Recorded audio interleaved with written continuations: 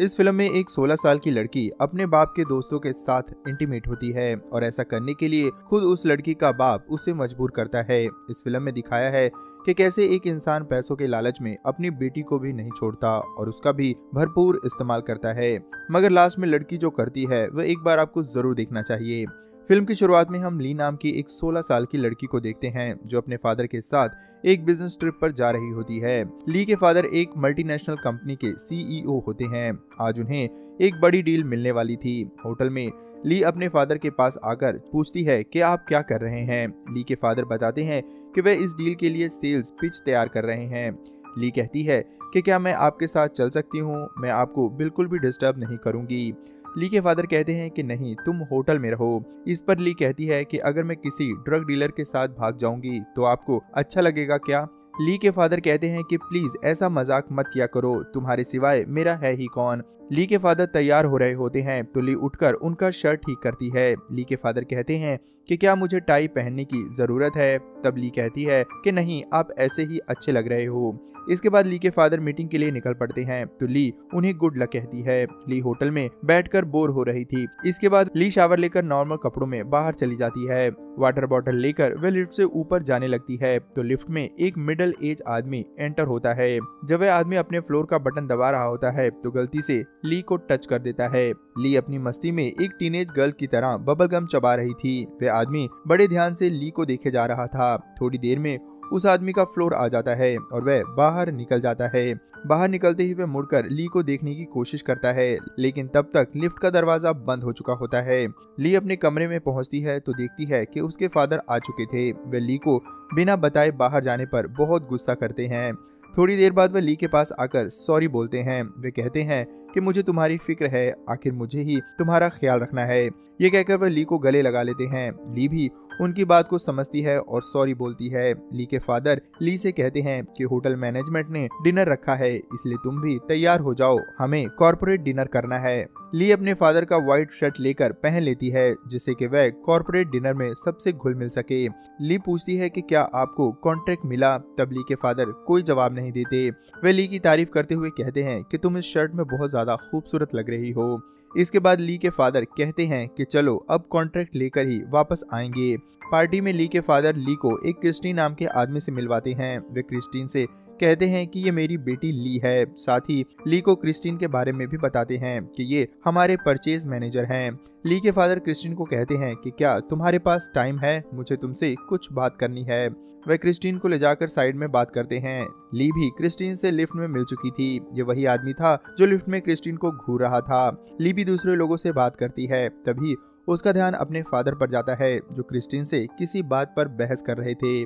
ऐसा लग रहा था कि वह आपस में किसी बात को लेकर सहमत नहीं थे। इस बहस के बाद ली के फादर काफी सैड हो गए थे।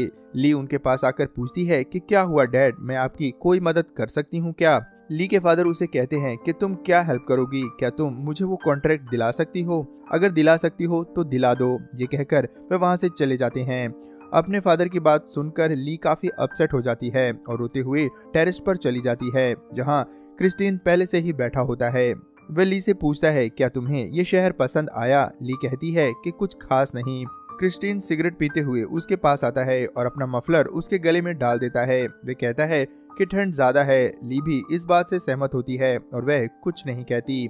क्रिस्टीन कहता है कि तुम रहती कहाँ हो? ली कहती है कि हम हर जगह रहते हैं क्योंकि डैडी की जॉब की वजह से उसे अक्सर कई जगहों पर जाना पड़ता है। वैसे मैं बहुत साल पहले स्विट्जरलैंड में रहती थी। ज्यादातर टाइम मैंने स्विट्जरलैंड में ही बिताया है क्योंकि मेरे डैड वहीं के रहने वाले हैं। तब क्रिस्टीन कहता है कि ज्यादा ट्रैवल करने से उसे अकेलापन तो नहीं लगता? वह कहती है कि नहीं, अलग अलग शहरों में अलग अलग लोगों से मुलाकात होती रहती है, इसीलिए उसे अकेलापन फील नहीं होता। क्रिस्टीन को उसका जवाब अच्छा लगता है। असल में क्रिस्टीन ही दूसरी कंपनी का परचेजिंग मैनेजर था जो उसके डैडी को कॉन्ट्रैक्ट दे सकता था। ली क्रिस्टीन का मफलर निकालकर दे देती है और कहती है कि उसके फादर उसे खोज रहे होंगे, इसीलिए मुझे जाना होगा। ये कहकर ली नीचे जाती है। नीचे कॉर्पोरेट मीटिंग स्टार्ट होती है तो ली भी उसके साथ बैठी होती है।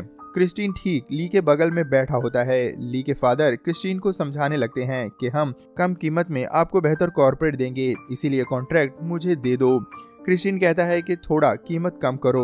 इसी बीच क्रिस्टीन ली के पैरों को गलत इंटेंशन से टच करता है, जिससे ली उसे घूरती हुई अपना पैर मोड़ लेती है।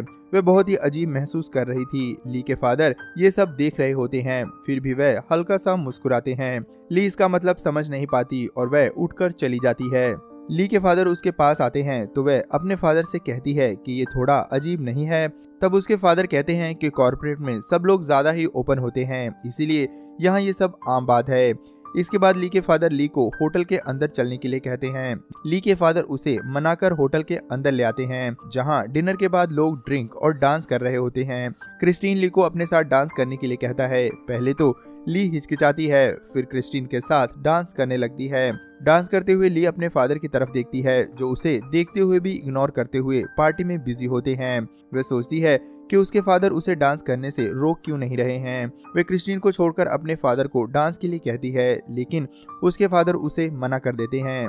क्रिस्टीन धीरे धीरे ली को पार्टी की दूसरी तरफ ले जा रहा था। डांस करते हुए ली बार बार अपने फादर की तरफ देखती थी कि वह उसे रोक क्यों नहीं रहे हैं। डांस करते करते क्रिस्टीन और ली ज्यादा करीब आ जाते हैं। अब ली भी क्रिस्टीन की तरफ थोड़ा अट्रैक्ट होने लगती है। वह देख रही होती है कि उसके फादर अपनी ही मस्ती में पड़े हुए हैं। वह उसकी तरफ देखकर भी उसकी तरफ ध्यान नहीं दे रहे। ली को यह सब बड़ा अजीब लगता है, क्योंकि आज से पहले उसके फादर ने इतना फ्रीडम उसे कभी नहीं दिया था।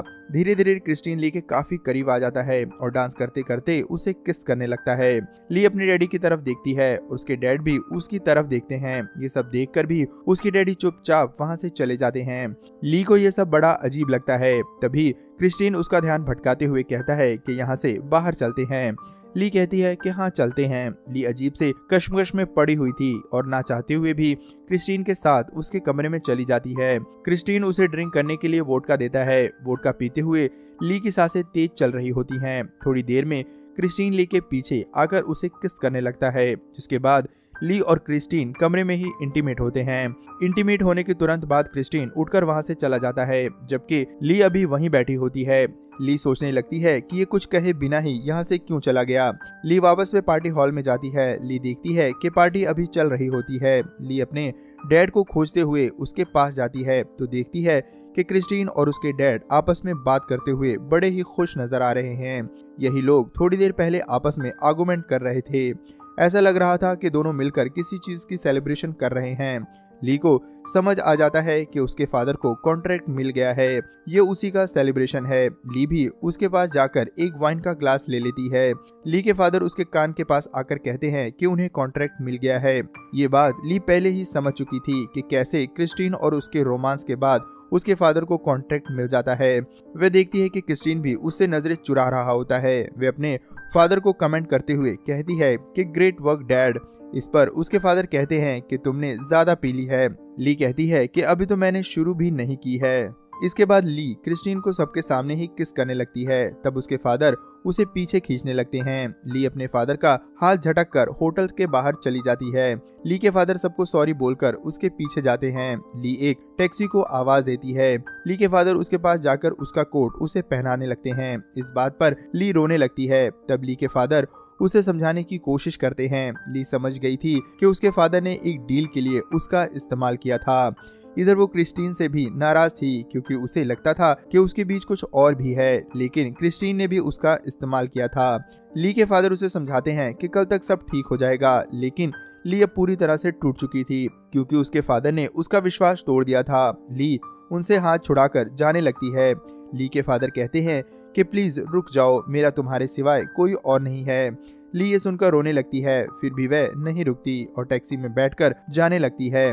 पीछे उसके फादर अकेले ही रह जाते हैं। जब विश्वास टूटता है तो इंसान का उसे संभालना बहुत मुश्किल हो जाता है। ये डोर बहुत पतली होती है। इसी के साथ ये फिल्म खत्म हो जाती है। दोस्तों, ये फिल्म आपको कैसी लगी कमेंट में जरूर लिखें। इसके लिए एक लाइक करें और आगे भी ऐसी वीडियोस के लिए चैनल को जरूर सब्सक्राइब कर लें।